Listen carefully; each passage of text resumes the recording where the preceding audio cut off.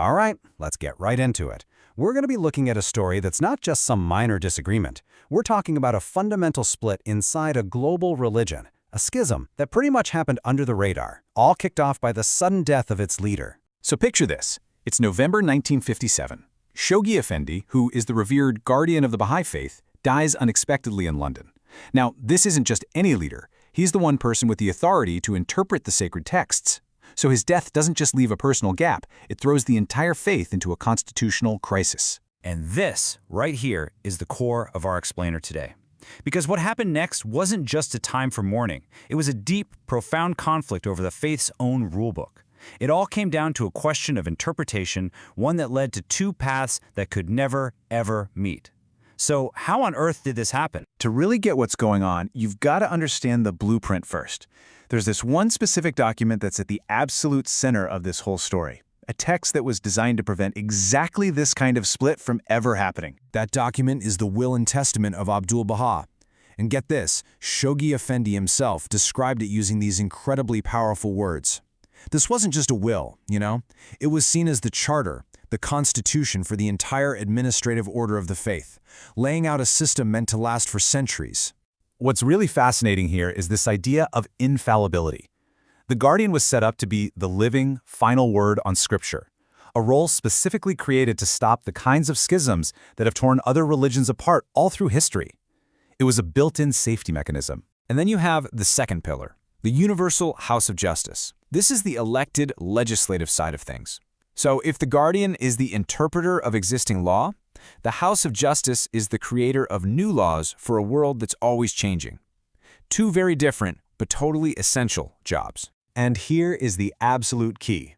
The will and testament is crystal clear that these two institutions are inseparable. They are two halves of one whole. One can't function correctly without the other. The Guardian is supposed to be the permanent, infallible head of this elected body. It's a really unique fusion of appointed, hereditary authority and democratic, elected authority. So with that blueprint in our back pocket, let's jump back to 1957. The leader's gone. The faith's leadership, this group called the Hands of the Cause, they all gather to figure out, okay, what do we do now? They search Shoghi Effendi's private papers, they go through his desk, they open his safe, and they find nothing. Absolutely nothing. There is no wealth, no document explicitly naming who's next.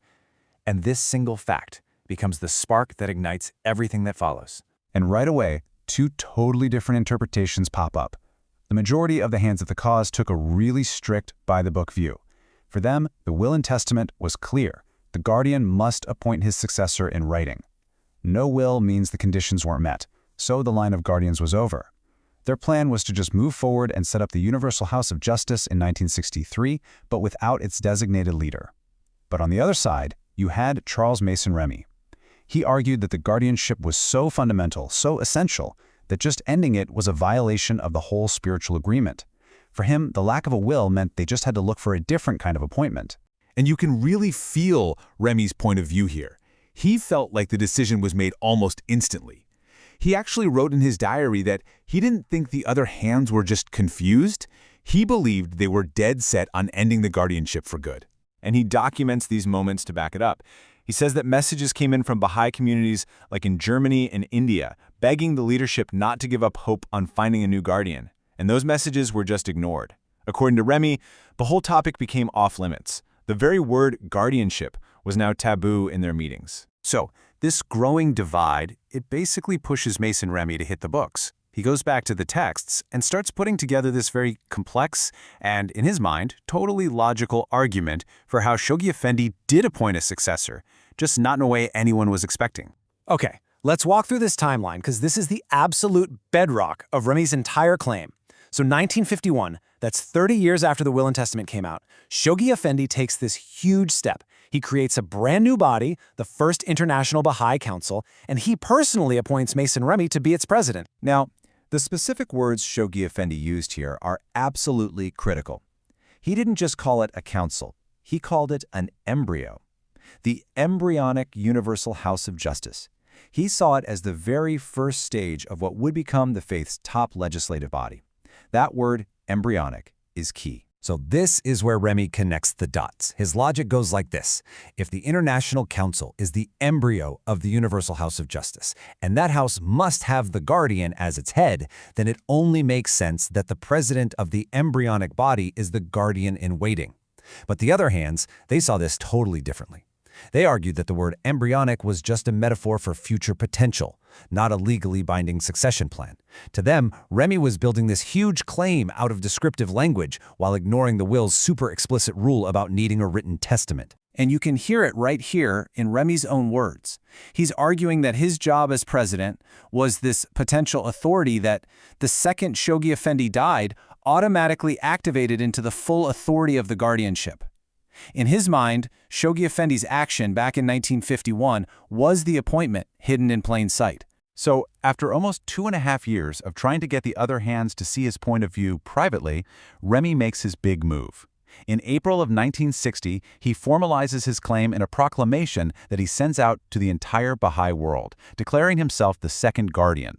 This is the moment that an internal division becomes a very public schism. The reaction is immediate. It's decisive, and it cements the division that, believe it or not, continues to this day, creating two separate, parallel communities that both claim to be the true followers of the faith. The mainstream leadership, they don't even hesitate, pointing to the fact that there's no written will and completely rejecting his embryonic theory as a misinterpretation. They declare Mason Remy's claim illegitimate. They label him an impostor and a covenant breaker, which is the faith's term for someone who breaks its core spiritual pact. From where they stood, he was trying to grab an authority that, according to the faith's own laws, just didn't exist anymore. And this is where we land. The vast majority of Baha'is followed the hands of the cause, and in 1963 the Universal House of Justice was elected in Haifa, Israel. It operates today without a guardian. Meanwhile, a smaller group, who came to be known as Orthodox Baha'is, they accepted Remy's claim and continue to follow a line of succeeding guardians. And all of that leaves us with this final, really challenging question. The crisis of 1957 shows us how a single document, a blueprint that was designed for permanent unity, could be read in two profoundly different ways.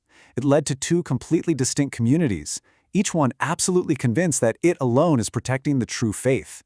It's just a powerful story about authority, interpretation, and the age-old problem of what happens when the leader is gone.